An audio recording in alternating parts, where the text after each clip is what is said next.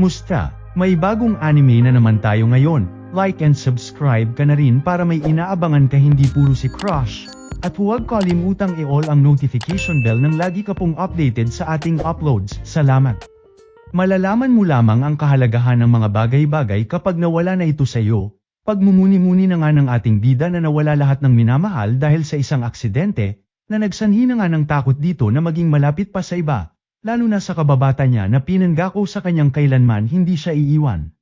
Maging sa pagbalik eskwela nito ay makikita pa rin ang takot ni Asano na makisama sa iba, na todo nagrereklamo na nga't halos isang buwan na raw silang magkakaklase pero sa paulit-ulit nilang pangungulit ay tinalo pa nga raw ni Asano ang mga babae sa pagtanggi sa kanila na makipag-jamang ito. Pre, tama na yan, tignan mo ba mubula na bibig ni Lods, at least na kaya niya nang sumagot sa atin ngayon, ika na nga ng isa sa mga ito. Naku, dinedma mo na naman sila, banat na nga sa kanya ni Metsumi na may dala na nga sa kanyang pagkain since lunch break na. At mukhang di nga raw nakakakain ng maayos itong binata dahil sa mga sideline nito. Paborito nga raw niya ito ngunit siguraduhin daw ni Asano na kainin ng carrots kundi malilintikan ito sa kanya. Oo na nga lang ang binata habang inggit naman ang nadama ng ibang nakakita, at panong ang idol daw ng kanilang school ay grabe makaasikaso sa bida natin. Hay nako Asano, hanggang kailan ka ba magiging loner? Pag-aalala na nga ni Metsumi sa ating bida at kung ganito na raw ba ito habang buhay. Sus nanay Bakita, ikaw nga makabasted ng lalaki wagas, yung Tanaka Chuchu ng 3rd year, matalino naman daw, gwapo, tas kapitan pa ng soccer team, so ba't mo Ben asted libat na nga ni Asano sa kababatang dalaga? Ba't ikaw tatay Bakita, hihi, anyway mag-move on ka na, kundi sigurado malulungkot yun sila tita. Kaya ayusin mo na communication skills mo, o siya ito kumain ka na muna, tugon na nga sa kanya ng dalaga. Isusubo na sana ni Asano ang omelet ni Metsumi ngunit sumingit na nga ang isang lalaki na tinawag nilang si Hirokawa Sensei, at bakit daw ito nandirito sa may business trip daw ito sa ibang bansa tanong na nga ni Metsumi. Ayon naman kay Hirokawa Sensei ay na-miss niya raw kasi ang luto ni Metsumi kaya napauwi siya. Dami pang ang dada nito hanggang sasabihan na nga si Asano na sa uwian daw ay daanan siya muna nito sa office niya. Hala ko, oo ikaw, pero wala naman ako ginawang masama di ba? Pagtataka na nga ni Asano, hanggang sa umalis na kalaunan ang weirdong teacher. Bye Asano, ika na nga sa kanya ng 3 manliligaw niya habang ang bida naman natin ay umuwi na rin ang nagmumuni-muni na naman ng kanyang nakaraan na dahilan daw kung bakit hirap siyang makipagkapwa-tao sa iba. Ngunit bago yun ay dumaan nga muna sa office ni Hirokawa Sensei. Sa wakas dumating ka na rin, kanina pa kita hinihintay, ika na nga sa kanya ng teacher, na sa lawak ng opisina ay nasa tabi niya talaga umupo sa shy type pa naman bida natin. Walang ano-ano ipinakita na nga nito sa kanya ang sandamakmak na picture ni Metsumi at nais niya lang naman daw share kay Asano ang collection niya, at bilang kababatang araw ng dalaga ay nais niya ang opinyon nito. Napasusmeriesep na nga lang sa isip-isip itong si Asano at may tama raw talaga sa utak itong teacher, na noon pa daw obsessed na talaga dito kay Metsumi at paboritong estudyante raw nito. Bigla na nga lang natigilan si Asano nang mapaisip kung papaano raw pati pictures noong bata pa si Metsumi ay meron nito.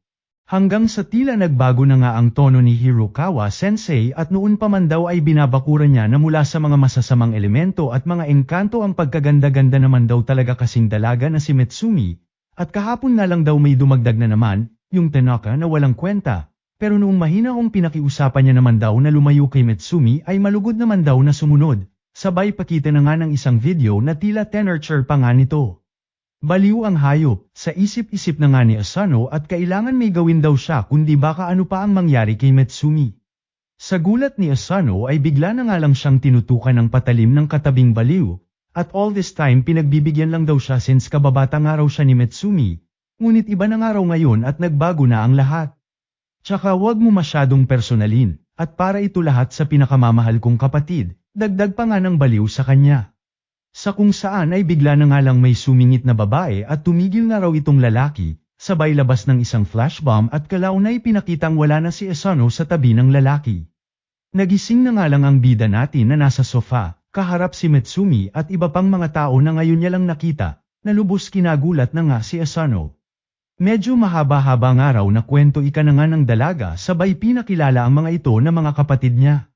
Ang kuya niya na si Shinzo, ate niya na si Futaba, si Kengo, ate Shian, ang guard dog nila na si Goliath, at ang may balde sa ulong si Nanaw. At kung mapapansin nga raw ni Asano, ay pamilya sila ng mga spy. Lubos na gulantang na nga sa mga narinig itong si Asano, at asan nga raw yung kamera at baka nang paprank lang daw itong dalaga. Tignan mo sampulan kita na peke lang itong baril, ika na nga nang di makapaniwalang binata, hanggang sa nagulat na nga nang pumutok ang baril ng kalabitin niya ang gatilyo nito. O ano naniniwala ka na? Tsaka di tulad sa mga sinasabi sa libro ay common lang naman ang mga spy, banat na nga nila sa bida natin. Dito na nga rin nalaman ni Asano na ang weirdo nilang teacher na si Hirokawa Sensei ay ang kuya ng magkakapatid na Yozakura, na cover pa nga ng isang magazine. Well, may saltik nga raw ito at kinyo lang sa aruga, pero kung combat power daw ang kanilang pag-uusapan, talino, at pagiging spy ay ito raw ang pinakamalakas na pambato ng kanilang pamilya. Pero bakit niya ako tina-target? Pagtataka na nga ni Asano. Ayon naman sa magkakapatid ay nakakuha nga raw sila ng tip na may gusto raw pumatay dito kay Metsumi, sabay pa flashback sa nakaraan kung saan muntik na raw mamatay itong si Metsumi dahil sa kuya nila. At dahil nga dito ay lubos na guilty itong kuya nila to the point na obsessed na nga itong protektahan si Metsumi, na pati pangalan at trabaho nito ay pinalitan mabantayan lamang si Metsumi. Si Asano nga lang daw ang medyo pinabayaan itong makadikit-dikit sa dalaga since kababata nga raw ito ni Metsumi, hanggang sa nangyari na nga raw ito na may dahilan na itong patayin siya, kaya naman sila na raw humihingi ng sorry sa kuya nilang may tama. Agad naghanda na nga ang magkakapatid ng maramdaman na dumating na sa kanilang bahay ang baliw nilang kuya, at huwag nga raw mag-alala si Asano dahil safe daw siya sa piling nila at naglagay na sila ng mga trap sa bawat sulok ng bahay. Lubos na bahala na nga ang bida natin at dahil nga raw sa kanya ay magkakaganito pa sila, ngunit pinabulaanan naman ito ng magkakapatid at ganito raw talaga sila sa pamilya kaya huwag itong mag-alala. Ayon naman kay Futaba ay may isang paraan pa daw para malampasan ang problema na ito. At yun nga raw ay ang magpakasal sila ni Metsumi, at batas nga raw ng kanilang pamilya na di mo pwedeng patayin ang iyong kapamilya. At para may sigaw raw ito ay kakailanganin lamang isuot ni Asano ang kalahating singsing ni Metsumi at official na ang kanilang kasal. At kahit ang bobo nilang kuya ay wala raw magagawa sa nasabing alituntunin, at nang matapos na rin daw ang sister complex nito. Ano Asano, Jika? Tanong na nga nila dito. Bago pa man makasagot ang bida natin, at naalala na naman nga ang kalungkutan ng kanyang nakaraan, ay mismong si Metsumi na nga ang tumanggi sa kasal, at bagamat gets niya raw na nais lamang nilang protektahan si Asano, ay hirap pa nga raw ang bida natin na makipagkapwa-tao dahil na rin sa pagkawala ng pamilya nito. At ang pagpasok sa panibagong pamilya ay sadyang masakit pa dito. Kalaunan ay nagsorry na nga lang si Futaba at medyo naging insensitive daw siya sa bagay na yon, at doon tumuloy na nga sa pagpaplano, laban sa kuya nilang pabibo. Ngunit sa gulat nila ay bigla na nga lang pinakita na nasa loob na ito ng kwarto na pinagtataguan nila, at nagsorry dito kay Shinzo dahil sinira niya na raw lahat ng trap na nilagay nito. Pa-warning naman si Futaba at lubayan na nga raw ng kanilang kuya Kyoichiro ang binata, ngunit tila di talaga papaawat itong kuya nila at sinabi pang ang guilty until proven innocent daw itong si Asano. Walang ano-ano ibinalibag na nga ni Futaba ang baliw nilang kuya, na sinabayan na nga rin ng iba pa nilang kapatid. Ngunit wa-epek sa lakas ng kuya nila na binasek lamang ang kanilang mga atake, at ibigay na nga lang daw nila ang binata nang matapos na. Pilit nakipaglaban pero nga itong si Futaba ngunit sadyang mas malakas ang kanilang kuya. Lumaban na nga rin si Shien gamit ang kanyang mga drones habang si Asano naman ay pinagtago na nila sa isang secret compartment sa likod ng isang painting. Sa kasamaang palad ay wala ring nagawa si Shien para pigilan ang may tama nilang kuya, na rekta pumunta na nga sa kwartong pinagtaguan nila Asano. Di rin nagpahuli si Goliath at nakiatake na rin ngunit wala ring pan-apat, kasama itong si Kengo na nahuli na rin at nagbalat kayong si Metsumi. Maging si Metsumi ay nabuking na rin at huwag na raw magbalat kayong si Asano at masyado raw halata daw, habang ang bida naman natin ay lubos ang pag-aalala habang nakatago. Pilit nakiusap na nga si Metsumi na tumigil na itong kuya nila. At alam naman daw nila na mabuting tao itong si Asano. Oo naman si Kyoichiro at di na nga raw aanuhin si Asano, ngunit kapalit ay di na raw lalabas pa ng bahay itong si Metsumi, at delikado nga raw sa labas, bawal na nga rin daw itong mag-cellphone at mag-internet, at sisiguraduhin niya raw na tatanggalin lahat ng magbibigay panganib sa minamahal niyang kapatid, mapaeskwelahan, kaibigan, kalandian, lahat ng yan para raw sa kanyang kaligtasan. Kalimutan na nga raw nito ang binata, at mamuhay na lamang sila ng mapayapa. Walang ano-ano'y di na nga kinaya ni Asano na manood na lamang sa kadramahan ng baliw na kuya ni Mitsumi, at buong tapang na hinarap ang lalaki sabay iminungkahi kay Mitsumi na gawin na nila ang suggestion ng ate Futaba niya nang makaligtas at tigilan na sila ng kuya niya. Di na nga nagdalawang isip pa ang dalaga at ibinato kay Asano ang kalahati ng singsing niya. Ngunit sa kasamaang palad ay nagawang pigilan ng kuya niya gamit ang wire-wire nitong sandata. Aba at di rin nagpatinag ang bida natin na di ininda kahit masugitan at kinuha na nga ang singsing ni Mitsumi, at lubos nagpapasalamat sa dalaga sa lahat ng pagpoprotekta nito sa kanya kahit mangtanga siya. Kaya naman ngayon, ay siya naman daw ang poprotekta dito sabay pinatid lahat ng wire-wire na nakatali dito na lubos kinagulat nila. Pangako poprotektahan ko si Mitsumi, kaya nice to meet you sa'yo bayaw. Wala nang ang nagawa pa si Kyoichiro at naisuot na ni Asano ang singsing, habang happy-happy naman sila Futaba na nasasaksihan ang kitamisa ng bagong mag-asawa. Pahappy-happy na rin po ng like at subscribe ko mga lods, damay nyo na rin po TikTok at Facebook ko andyan link sa profile ko, hihi. Namuti na nga lang sa dismaya itong kuya nila at wala nang nagawa since kasal na sila Asano at Mitsumi, ngunit kinabukasan ay may pa-good morning na nga sa bida natin na lubos na gulat sa pagbisita ng kanyang bayaw.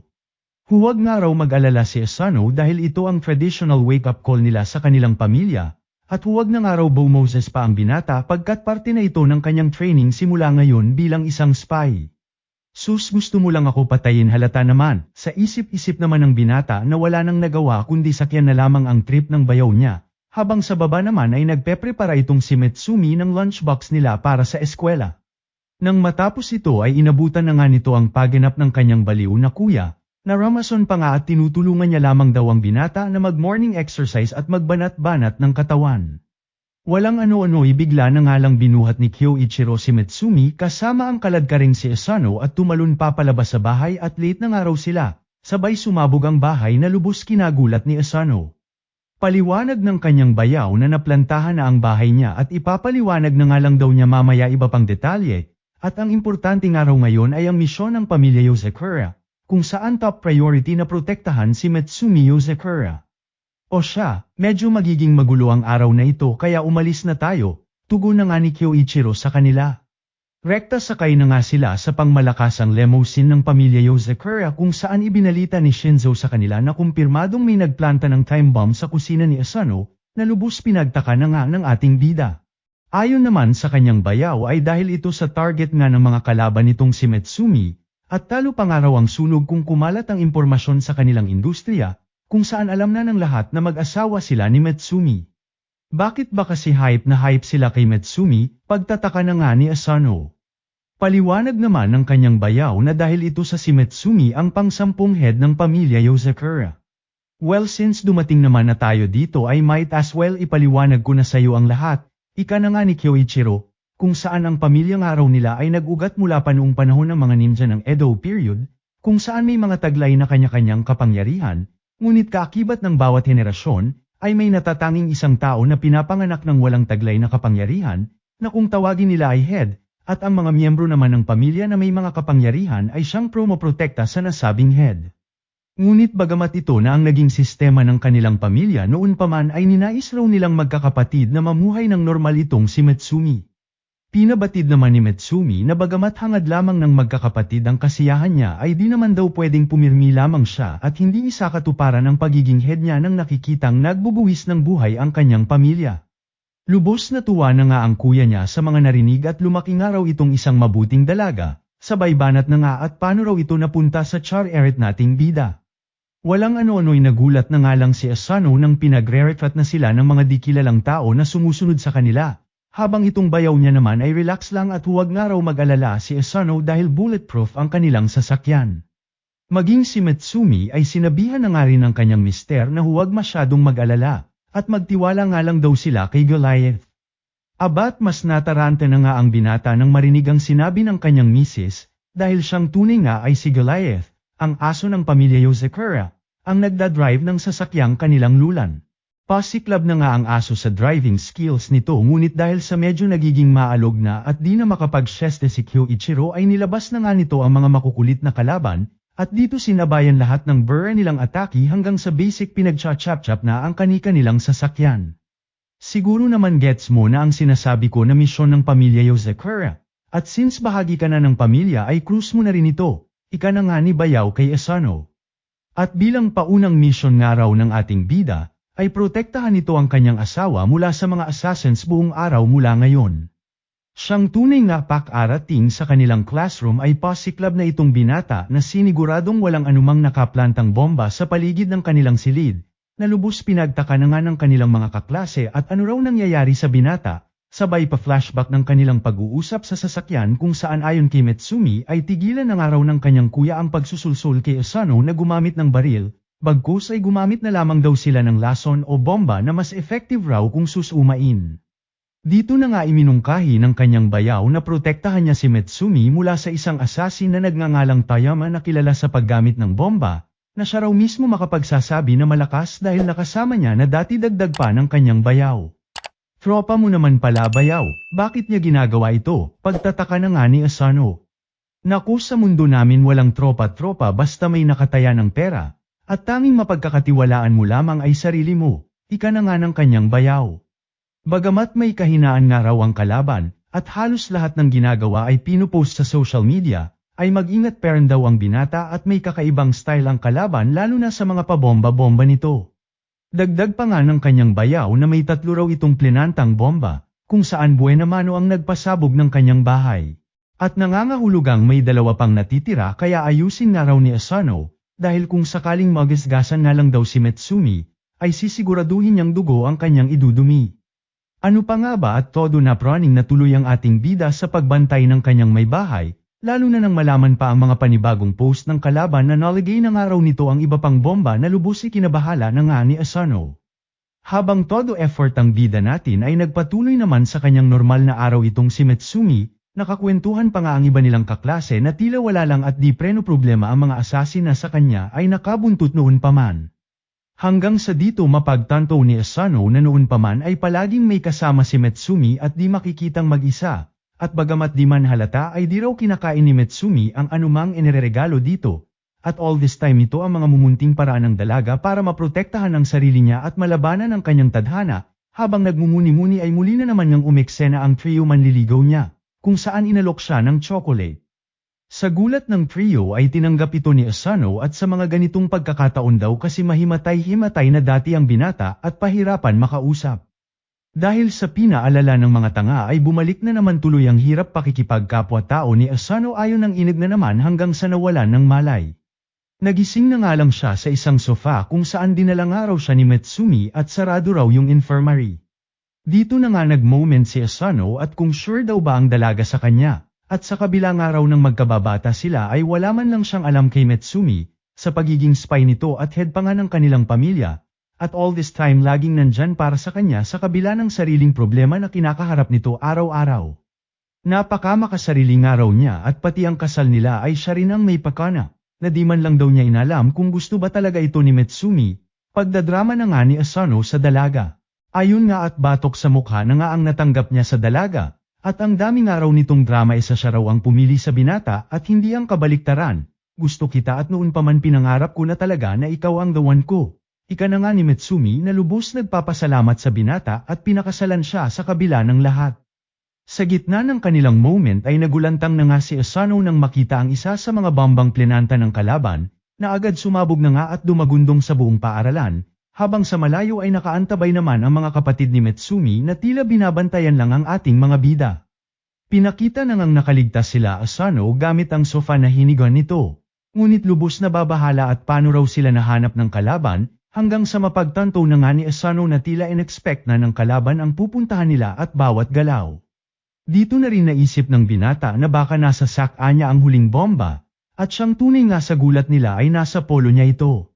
Planado nga raw ang lahat, at ang pag-post-post ng kalaban sa social media ay para masigurado na hindi siya aalis sa tabi ni Metsumi, at siya mismo ang magsisilbing bomba na tatapos sa dalaga. Di na nga nagdalawang isip pa si Asano at tumalon sa bintana ng makalayo at mailigtas mula sa pagsabog si Metsumi, ngunit bago pa man sumabog ay saktong dumating na nga sa eksena ang kanyang bayaw na to the rescue sa kanya, at lubos na mangha sa kanyang ginawa. Dahil nga raw dito ay may mga words of wisdom siya para sa binata, kung saan sa mundo na maging sarili mo ay pagdududahan mo, ay may isang bagay siyang maasahan at mapagkakatiwalaan, at yun nga raw ay sila, ang kanyang pamilya. Gusto man kitang patayin, ay hinding-hindi ko hahayaan na mamatay ka kahit kapalit pa niyan ay sarili kong buhay. Ika na nga ng kanyang bayaw sa ating bida, kaya gawin nga raw nito lahat. Maprotektahan lamang ang pinakamamahal nilang si Metsumi ay kinilig betlogs ni Asano, hihihi. So ano na gagawin mo sa bambang yan kuya? Tanong na nga ni Metsumi. Abat syempre ibabalik sa may-ari nito, ribat naman ng kanyang kuya. Sabay nagsilutangan na nga ang magkakapatid dala si Kuyang Bomber. Narekta pinalipad na nga ng kanyang bayaw sa himpapawid kasama ang bomba nito na nagmistulan ng ang fireworks sabay boom boom boom. Pabomba na rin lods ng like at subscribe ko. Damay nyo na rin po TikTok at Facebook ko, andyan link sa profile ko, hihi. Aray, sigaw na nga ng bida natin na umalingaw sa buong bahay ng Yozakura at kinagat nitong si Goliath. At di ko mapagtanto kung bakit sa braso inagapan sa binti ito nadali ng aso, hihi. Pasensya na nga raw itong si Asano at siya ang nakiusap kay Goliath na bantayan siya mula sa baliw nilang kuya, na bagamat close sa dalaga ay tila mainit ang dugo sa bida nating Bano. Dahil sa aminadong mahina pa siya ay agad lumapit na nga si Asano kay Futaba para humingi ng pabor, at kung pwede raw siyang turuan at palakasin ng dalaga. Huwag nga raw mag-alala si Asano at paunti-unti naman daw talaga siyang tuturuan ng magkakapatid, ngunit iginiit ng ating bida na masyado pa raw itong matagal, at hindi niya maaatim na masaktan si Metsumi dahil lang sa kahinaan niya kagaya na lamang ng nakaraang kaganapan na maging siya muntik pang mamatay. Edi wow, o ayan namin mo, sabay pinagbabalibag na nga ni Futaba ang bumibidang binata, at siya nga raw na mismong dugong Yozakura ay inabot pa ng ilang taon para maabot ang taglay niyang lakas ay lalo na nga raw itong binata na isang normal na tao lamang, kaya huwag nga raw nitong pinapairal ang pabugso-bagsong damdamin nito, ngunit ayaw din naman daw niyang sayangin ang kadesididuhan nito. Kaya kung gusto nga raw ni Asano ay subukan nito ang Yozakura style all-out training nila, sa kondisyon na dapat mabuhay ito sa kanilang bahay ng isang buwan. Teka yun lang ang yung kondisyon para sa training, pagtataka na nga ng binata. Oo naman itong si Futaba tsaka wala naman na daw talagang uuwian pa si Asano at wasak na nga bahay nito. Isipin na nga lang daw ng binata na rehearsal niya ito, at matapos ng isang buwan ay training mode niya na. Napatayo na nga sa tuwa at pagpapasalamat itong bida natin hanggang sa nagulat ng muntik siya mahulog sa isang trap. Ay sorry, ika naman ni Futaba, at nakalimutan niya raw sabihin na puno ng patibong ang buong bahay nila. At sa bahay nga raw ng Yozakura, pang-araw-araw ang training, at kung ito nga lang daw di malalampasan ni Asano, ay wag na raw nitong asahan na kaya niya ang all-out training. Pakagising ni Asano kinabukasan ay literal na pasabog agad ang bumungad dito hanggang sa narating na nga nito ang hapagkainan ng kahit papaano ay buhay pa. Lubos pag-aalala naman itong misis niya habang ang mga bayaw niya ay todo gatong pa at kung kailangan na raw ba nilang maghanda sa burol ng binata. Huwag nga raw mag-alala si Asano ika naman ni Shien at kung makita ng bahay na karapat-dapat siya at malampasan niya ang mga traps ay mismong ang computer na ang titigil o maging ang binata ay pwede na raw itong itigil kailan niya man gustuhin. Maging sila daw ay pinapatay din ito paminsan-minsan pag trip nila, at sa estado raw ni Asano, o maging sino mang normal na tao ay kaya itong i-clear sa loob pa ng 2 taon.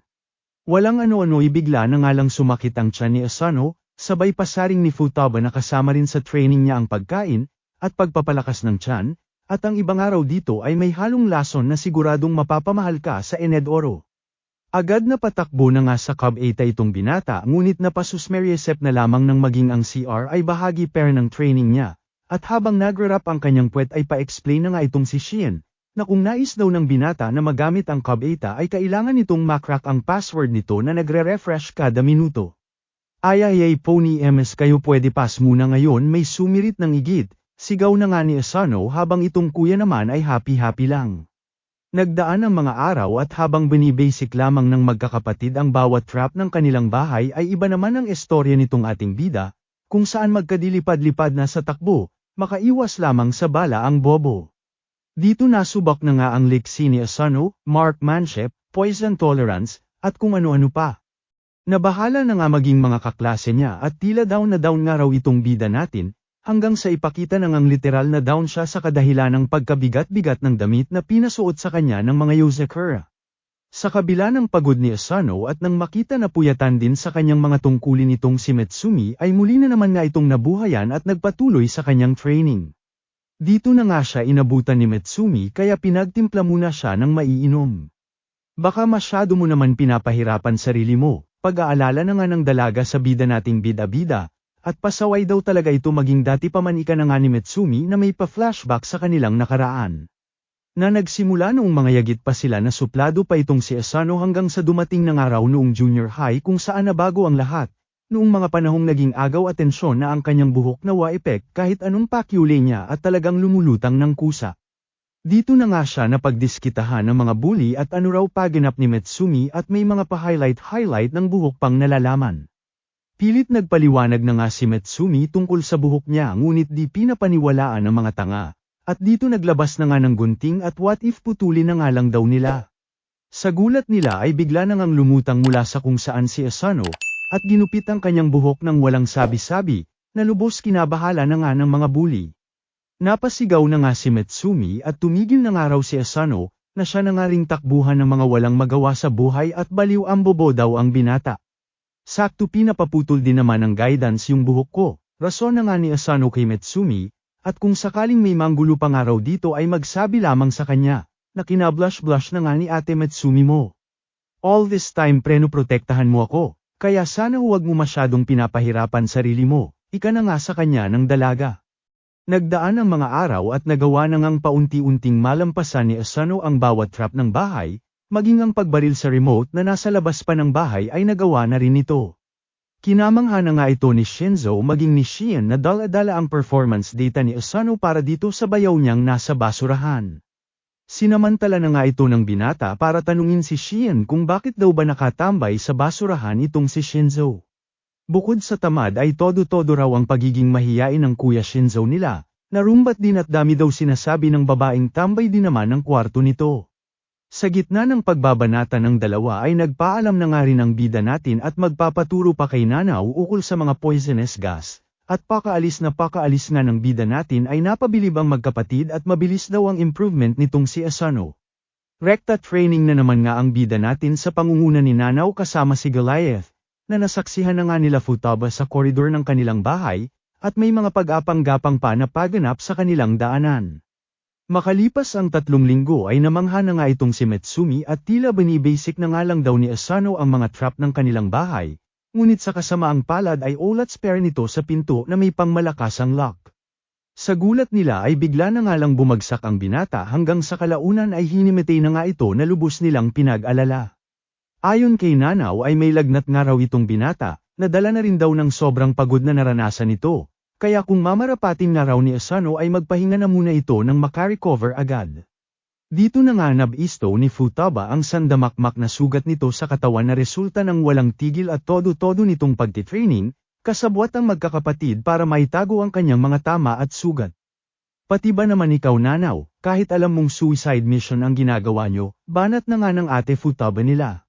Sorry na nga si Nanaw. Habang itong si Asano naman ay pilit nagpaliwanag na walang kasalanan ang mga bayaw niya, bagkus ay kasalanan niya raw at sa kabila ng mga pagpigil sa kanya ng mga ito ay nagpumilit parent daw siya at nagbida-bida, sa kagustuhang nais niya nga raw maprotektahan si Metsumi sa lalong madaling panahon.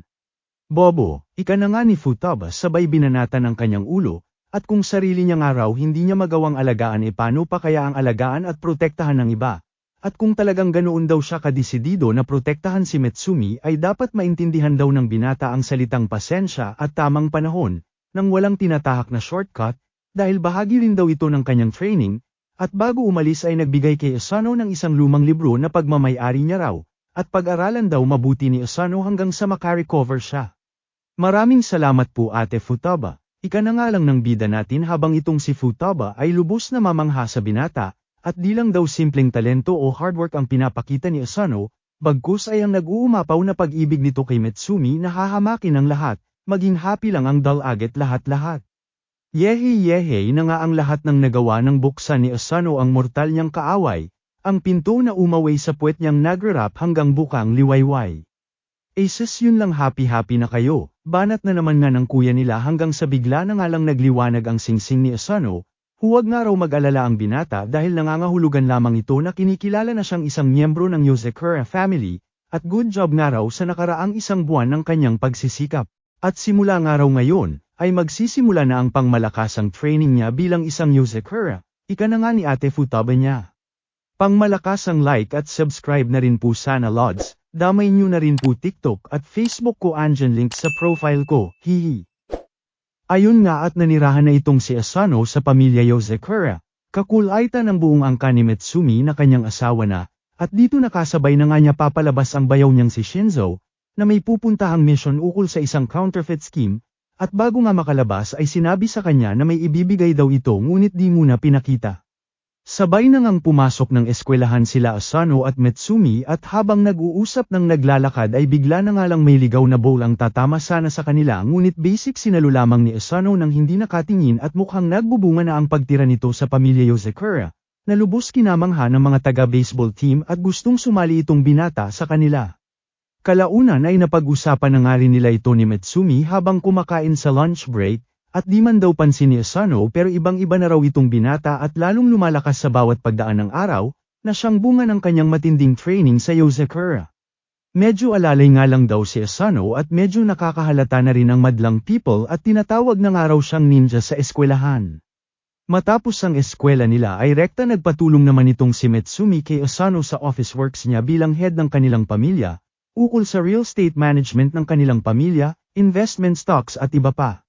Siguraduhin nga raw na i-check ni Asano ang bawat dokumento dahil sumisingit ng mga fake divorce paper ang kanyang kuya paminsan-minsan. Bigla na nga lang natigilan si Mitsumi nang makita ang papeles ni Kengo, na rekta pinuntahan agad nila, at kulang nga raw ang paperworks na isinumite nito sa kanya. Aces naman papel lang naman yan, okay na yan, ribat naman ni Kengo kay Mitsumi. Kaya sumingit na sa usapan nitong si Asano at baka nasa paligid nga lang daw ang kulang na papeles ni Kengo kaya hanapin na lamang nila. Papeyex-petex nga lang itong si Kengo at tila nang aasar pa, at masyado na raw bungangera itong si Mitsumi na tila isang nanay di tulad noong bata pa sila. Kalaunan ay nabuisit na nga itong si Mitsumi, ngunit may kaliksihan itong si Kengo at agad nakatakas sa kwarto. Kaya naman sa inis ni Mitsumi ay inactivate ang hibernation mode ng kanilang bahay nang di makalabas at makatakas ang pasaway niyang kapatid na nag-aangas. Samantala, POV naman ni Shinzo ang pinakita kung saan ongoing ginagawa ang kanyang mission, at namangha na may ganitong teknolohiya na ang mga kawatan makapeke lamang ng pera. At dito narinig mula kay Taba na salamat daw ito lahat sa kasosyo niya na bagito, kaya smooth ang transaksyon ng kanilang mga kargamento. Wala naman na nga itong sinayang na oras at kinuha na ang pinaka-plate ng peking pera ng mga kalaban, ngunit sa kasamaang palad ay may double trap ang safe na pinaglalagyan nito na pinakitang nag-alarm kalaunan. Samantala, balik sa bahay ng mga Yozakura ay nagpatuloy naman ang paghahanap nila Asano at Mitsumi sa pasaway na si Kengo, at dito inisa-isa na nga ang bawat kwarto ng kanyang mga kapatid ngunit walang ni anino man ni Kengo silang nakita. Maging sa kwarto ng adik niyang kuya na puno ng kanyang larawan ay wala silang nakita at di na ginustong pasukin pa. Ngunit nang sila ay makaalis ay isang ngisi mula sa anino ng kwarto ang pinakita. Baka nakalabas na siya, ika na nga lang ni Asano at di nila mahanap ang pasaway niyang bayaw. Ngunit pinabulaanan lamang ito ni Mitsumi at wala raw itong kawala sa hibernation mode ng kanilang bahay. Sa kung saan ay bigla na nga lang lumutang sila Futaba at iba pa. At pinagtataka kung ano raw ginagawa ng mag-asawa at kung nakikipaglaro na naman daw ba ang mga ito kay Kengo ng tagutagwan. At dito nalaman mula kila Futaba na kanina pa sila wala sa mga kwarto nila at nagko-compile raw sila ng mga impormasyon ukol sa drug cartel na nahuli nila last week, kaya naman napagtanto nila Asano na all this time si Kengo ang nakaharap nila sa bawat kwartong nadaanan nila. Walang ano-ano'y napansin na nga nila sa isang painting si Kengo, sabay hinabol ito ng biglang tumakbo. Ngunit sa kasamaang palad ay muli na namang nakatakas, at binato pa nga raw itong si Asano ng painting na hawak nito, at tumakbo sa isang butas na tinuro ng ating bida. Lubos kinabuisit na nga ito ni Mitsumi at nakatakas na naman daw sa kanya ang pasaway na si Kengo, sabay disable ng hibernation mode ng bahay, na tila nagbigay ng ngiti dito kay Asano. O siya, tayo na lang maghanap ng mga papeles, banggit na nga lang ni Mitsumi. Ngunit nang nasa kwarto na sila ni Kengo ay bigla na lamang nitong nilagyan ng posa si Asano at tinawag itong Kengo nang may ngiti sa mukha nito, na lubos kinagulat ng binata. Bistado niya raw itong si Kengo kahit ano pa ang gawin nito, maging noong tinago nito si Asano. Tsaka sa kaalaman nga raw nitong pasaway niyang kapatid, ay lagi raw siyang pinapauna ni Asano kapag pinagbubuksan siya nito ng pinto. Magaling kang kupal ka pero marami ka pang kailangang matutunan, banat na nga ni Mitsumi kay Kengo na kanya ng nabisto. Napa-flashback na nga itong kapatid at may naalala sa katauhan ni Mitsumi, at dito kalaunan tinanggap na ang kanyang pagkatalo. Nag-sorry na nga rin ito kay Asano at ipinakiusap dito na huwag na itong masyadong maging formal sa kanya kapag kinakausap siya, na siyang nagbigay ngiti na nga kay Mitsumi na nakikinig sa kanila sa labas ng kwarto, habang itong Kuya Kyoichiro naman nila ay napaluhod na lamang nang makita na sinulatan ni Mitsumi ang picture na pinakatatago-tago niya at nabisto nga ng dalaga. Habang kumakain ay bigla na nga lang naalala ni Asano ang bayaw niyang si Shinzo at tila ginabi na raw sa mission nito. Hanggang sa makatanggap na nga sila ng tawag mula kay Shinzo kung saan humihingi ng tulong sa kanila, at medyo na-corner ng kalaban gawa ng naubos na raw ang kanyang mga sandata. Pinag-alala na nga ito ni Mitsumi dahil pang malakasang weapon expert man daw itong si Shinzo, ay isa itong duwag at lampa kapag wala ng sandata. Wala na ngang sinayang na oras pa sila Mitsumi at Asano na siya nangang rum espo dito kay Shinzo, kung saan si Mitsumi bilang navigator ng ating bida at tagakalma ni Shinzo, habang itong si Asano naman ang pumunta at to the rescue sa bayaw niyang na-corner sa mission nito. Di pa man nagtatagal ay may nakaengkwentro agad si Asano at tinutukan siya ng baril sa kanyang ulo. Dahil dito ay biglang naalala ang turo sa kanya ng bayaw niyang si Shinzo ukol sa kung papaano makakounter ang ganitong sitwasyon, atres ng kaunti, abluti ng braso na may baril sabay sungal-ngalin ng siko ang kalaban ng di na makalaban. Sa kasamaang palad ay narinig na siya ng mga kalaban, na rekta pinuntahan na nga itong bida natin, sabay bungad ni Kalbo na puro porma lang naman at tuhod ni Asano ay ninamnam. Mga walang kwentang kalaban, ayon na damay papati kinabukasan, ni Kuyang Betlogs ay wala nang maanakan.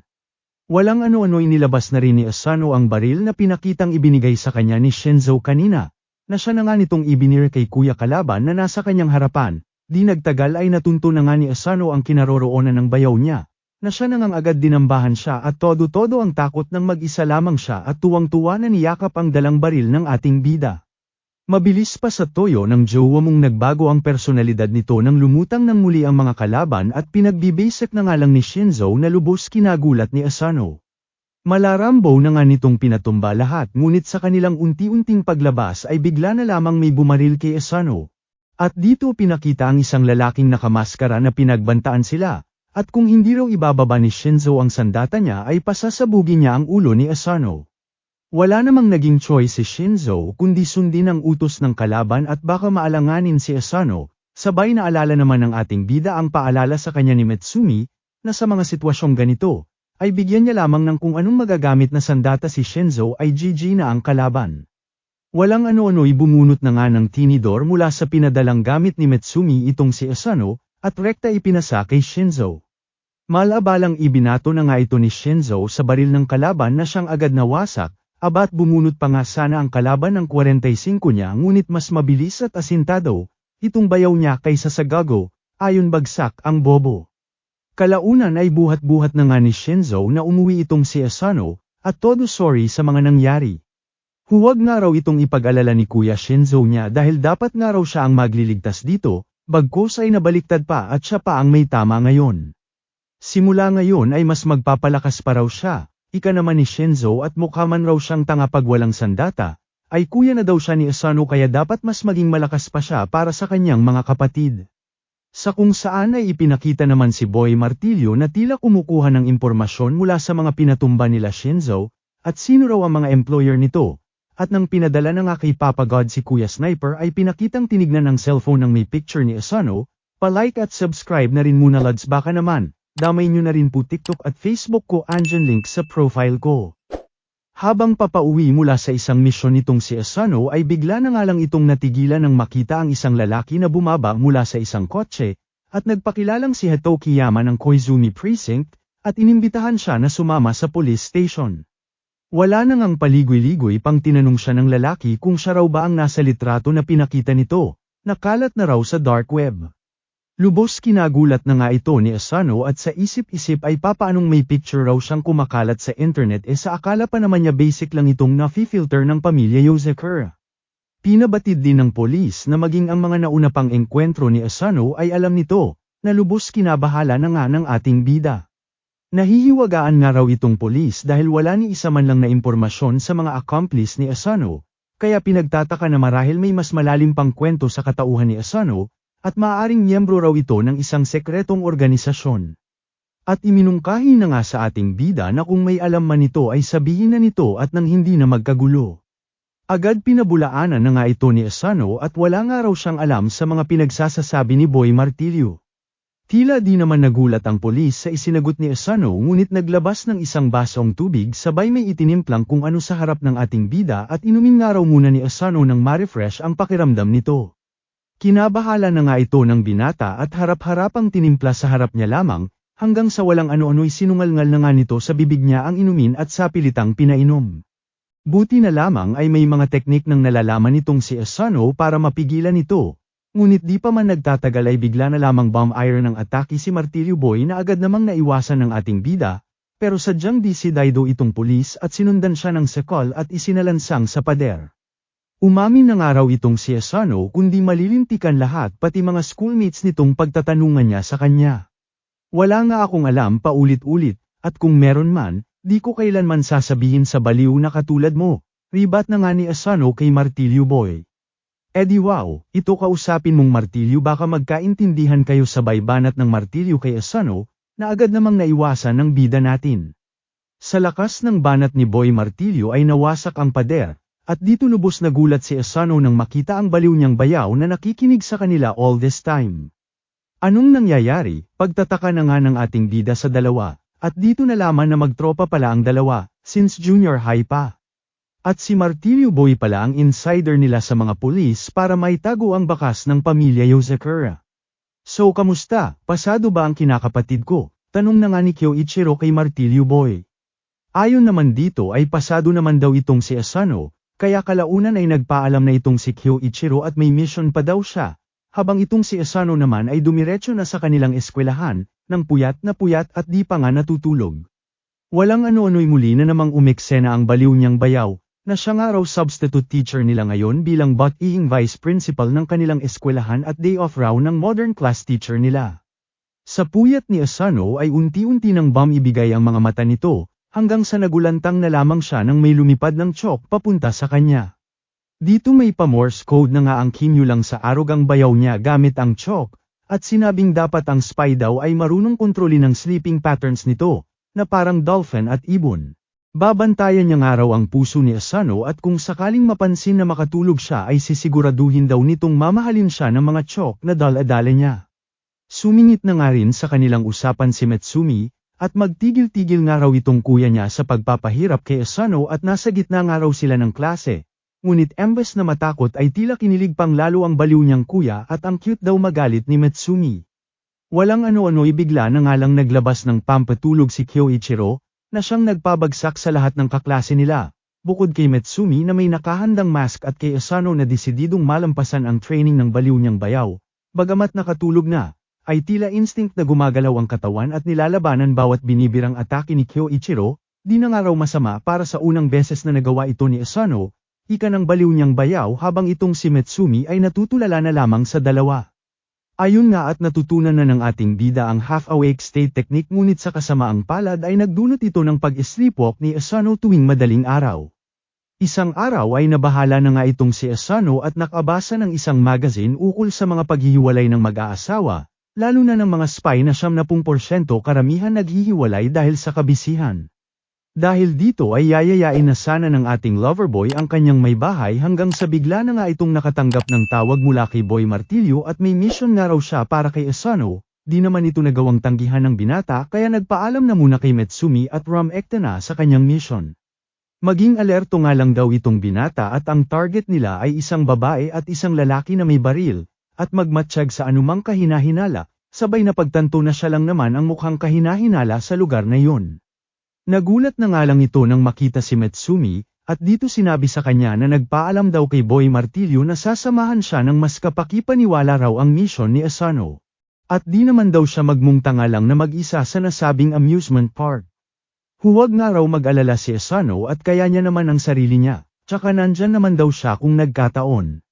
Sumagi na nga lang sa isip ni Asano na pagkakataon niya na rin ito para ma-date si Mitsumi, at nainggit na nga sa dalawang magjowa na ito na nilalanggam na sa kaswitan.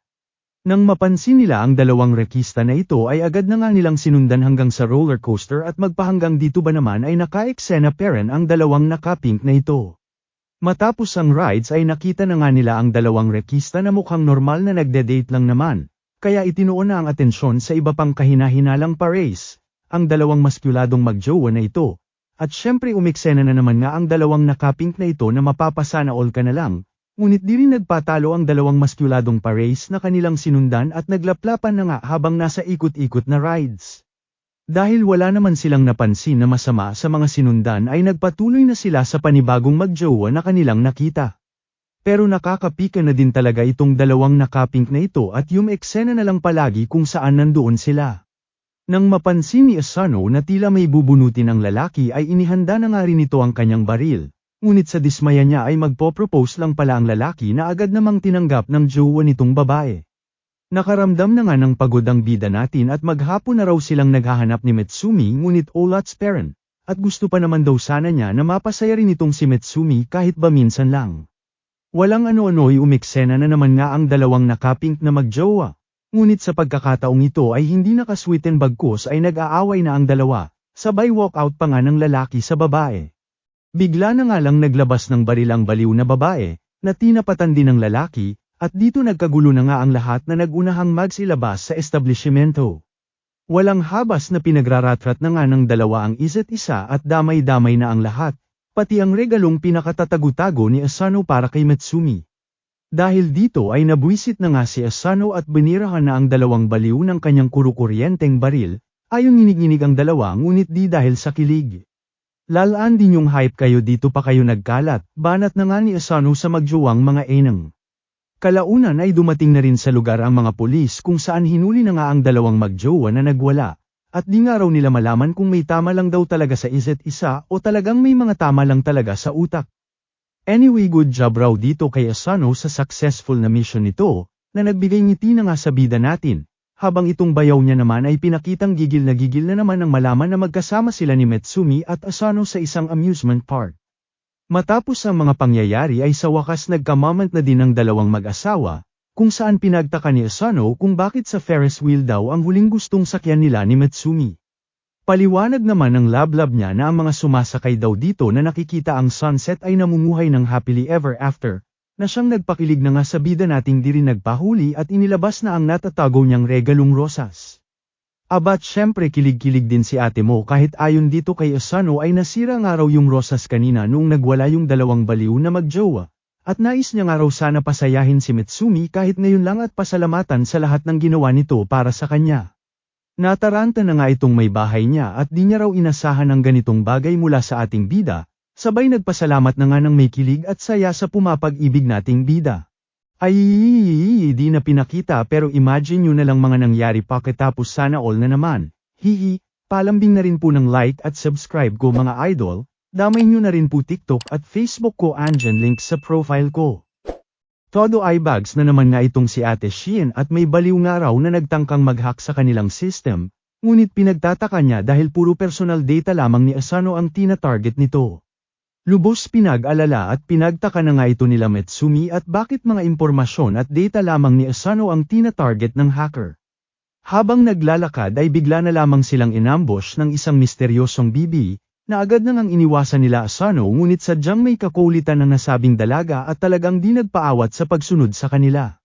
Nakalusot na nga ito ng atake sa ating bida ngunit nasangga naman ni Asano, at sa kung saan ay bigla na nga lang bamanat ng I love you ang dalaga dito sa ating bida at mamatay na nga raw ito, na lubos pinagtaka na nga nila lalo na nitong si Mitsumi at tila nakilala ang kalaban, na tinanong nito kung si Ayaka Kirisaki ba, o mas kilala sa tawag na Manhunter Spy.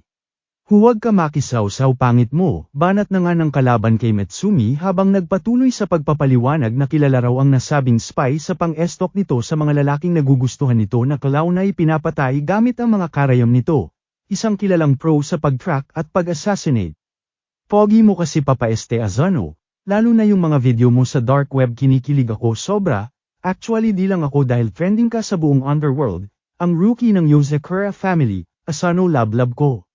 Heto nga may bounty ka na, tumataginting na $100,000 ay kaya lab na lab kita paliwanag na nga nitong kilig na spy. Walang ano-ano'y bigla na lang may bumagsak mula sa taas kung saan kinarayam nitong obsessed niyang stalker, at pinag-ialala nga raw nito dahil marami nang nakakakilala at mainit ang mata dito kay Asano na siya niyang kinabibuisit. At sa kanya nga lang daw ang lablab niya at di niya hahayaang maunahan siya ng iba ni sa isang hibla ng buhok ni Asano. Patrivia pa nga ito na may mga hidden charms daw itong binata na hindi alam ng iba. Kung saan inaayos nito anumang napipinsala niya. Ingat na ingat sa mga tanim ng pinanghihimasukan nito, at iba pa na sadyang nakaka-inlove daw dito kay Asano. Gulat na nga itong bida natin dahil sinang-ayunan nito ni Metsumi, hanggang sa barahin na nga lang nito ang adik niyang stalker, at tumigil na raw ang dalaga dahil kasal na raw siya dito kay Metsumi, kaya di siya maaaring mamatay. Iyak na nga lang si ate mo at sinabing ano raw ba meron ang pangit niyang asawa kumpara sa kanya, at mukhang ginayuma lang naman daw siya nito. Kung pwede nga lang raw dispatchahin niya na itong asawa niya nang wala na silang problema, banat na nga nitong spy ngunit pinandako niya raw kay Kyoichiro na di niya ito gagalawin. Lubos kinagulat na nga ito nila Metsumi at ano raw ang papel dito ng baliw niyang kuya. Ayon sa spy ay kinausap daw nito si Kyoichiro at dito pinayagan naman daw siya na targetin si Asano at kung ano man gawin nito sa binata basta raw huwag nitong gagalawin si Metsumi, na kina-poker face na lamang ng mag-asawa. Maging ang mga data ni Asano ay si Kyoichiro din daw ang nag-leak kay Ayaka, na lubos kinabuisit na nga nila at all this time ang baliw na kuya lang pala nila ang salarin sa lahat. Kalaunan ay exit na nga itong si Ayaka hanggang sa kinabukasan ay di pa man nagtatagal ay muli na naman itong umeksena sa kanila, bilang isang transfere ng kanilang eskwelahan, at kaklase pa nga nila Asano at Metsumi, na agad pinasimplahan na nga ng atake ang bida nating nabahala sa baliw niyang stalker. Doon na nga nagsimula ang kalbaryo ni Asano at sunod-sunod na paganap ni Ayaka na pilit iniiwasan niya sa buong araw, habang itong baliw na dalaga ay todo nagdadrama sa kanya at hayaan na nga lang daw siyang ipadama sa kanya ang kanyang nararamdaman. Sa gigil nito ay dinamay na nga rin ito maging ang mga kaklase nila na kinontrol nito gamit ang mga karayam nito, hanggang sa umeksena na nga itong si Metsumi at tumigil na nga raw ang dalaga. Sa kung saan ay bigla na lamang lumutang ang lalaki kanina na pinatumba nitong baliw na stalker niya, at binaril na nga itong dalaga ngunit agad namang inagapan ni Metsumi palayo sa bala ng kalaban, babaril pa nga sana ito ulit ngunit sa pagkakataong ito ay napigilan na ni Asano. Natulala na nga lang si Ayaka at bakit daw siya niligtas ni Metsumi, ayon naman dito ay dahil sa masaya raw siyang makita na may iba pang nakakakita kung gaano kabuti at kagaling itong si Asano, bagamat iba nga lang daw ang paraan ni Ayaka. Tumulo na nga lang ang mga luha sa mata ni Ayaka sabay na pa-I-love you dito kay Metsumi na nagdilang anghel sa mga mata nito. Matapos ang mga pangyayari ay tila pusa na nga kung makadikit kay Metsumi itong stalker niya, na todo na humaling na sa may bahay niya. Akala ko ba si Asano lablab mo, tanong na nga ni Metsumi sa baliw na stalker nito. Oo nga, kaya nga gusto ko siya mapatay para kung sakali makasama na kita forever since lablab na din kita. Sagot na nga ni Ayaka dito kay Metsumi at mukhang tinamaan na rin sa kanya ang may tama sa utak na dalaga, habang itong si Asano naman ay natigilan at biglang napatawag sa kanya ang ate Shian nila. At nang makauwi nga ay rekta na sila sa kwarto nito at nais lang palang makipaglaro sa kanya ng video game at bumagsak na ang kalaro nitong si Shinzo. Bagamat todo support sa kanya ang kanyang misis ay nabahala naman itong bida natin at tila isasabak siya sa isang gyera. Natuloy na nga ang kanilang paglalaro, at na-extra pa nga ang baliw nilang kuya bilang kanilang kalaban, na kalaunay nagawa na rin nilang mapigilan sa form ng isang durodemonyong train, di nagtagal ay isang balita ang kanilang narinig sa TV, ukol sa biglaang pagtigil ng isang runaway train, sabay paliwanag ni Shian na kinu-convert niya ang panghak niya sa isang laro kung saan niya kini-clear at tinatapos, isang laro na walang saves at resets. Di ba ang lupit? Well anyway pinatawag kita ngayon kasi may assignment ako na hindi ko kayang gawin ng mag-isa lamang. At may mga pabibo na nais pa sa boga ng isang thermal power plant gamit ang isang helicopter, ika na nga ni Shian kay Asano. Rekta na nga sila sa larong ginawa ni Shian para mapigilan ang pagsabog ng thermal power plant, kung saan layo nilang ubusin ang mga kalaban ng nasabing laro sabay bigay ni Shian ng isang reviving potion dito kay Asano bilang pasiguro. Basic nga lang kay Shian ang mga kalaban habang itong bida naman natin ay hirap makasabay at nagkakadiligaw-ligaw pa nga. hanggang sa aksidente na nga nitong nagamit ang glitches ng laro na kinabuisit ni Xian at mga supot lang daw ang nananamantala ng mga ganitong bagay. Dito na nga bumida at umeksena si Xian at ipinakita kay Asano kung papaano raw ang tamang paglalaro, at dito siyang tunay nga napabagsak na nito ang kalaban, kasabay na ang helicopter sa tunay na buhay.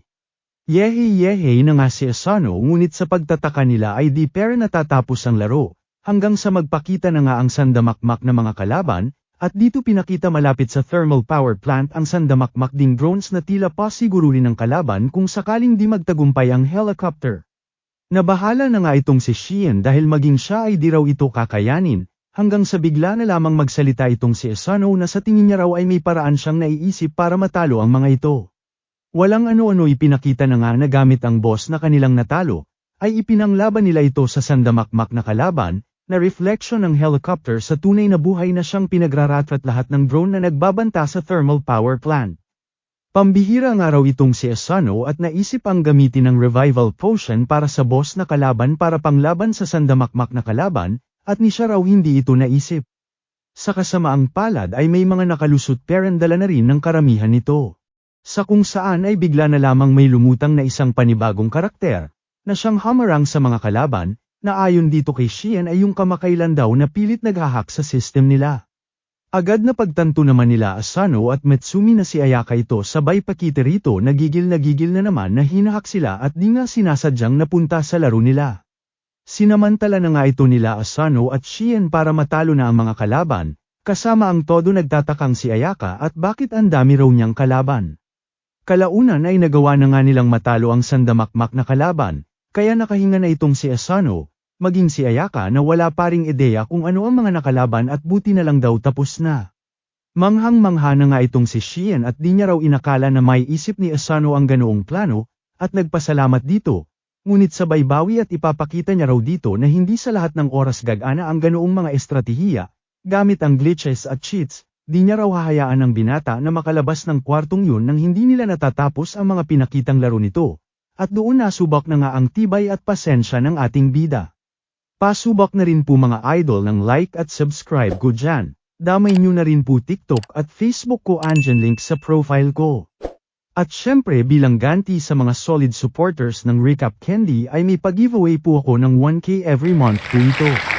Comment, like, share, at syempre pinaka-importante subscribe ka lang po, mas malaki chance ng active po sa comment section, hihi, salamat.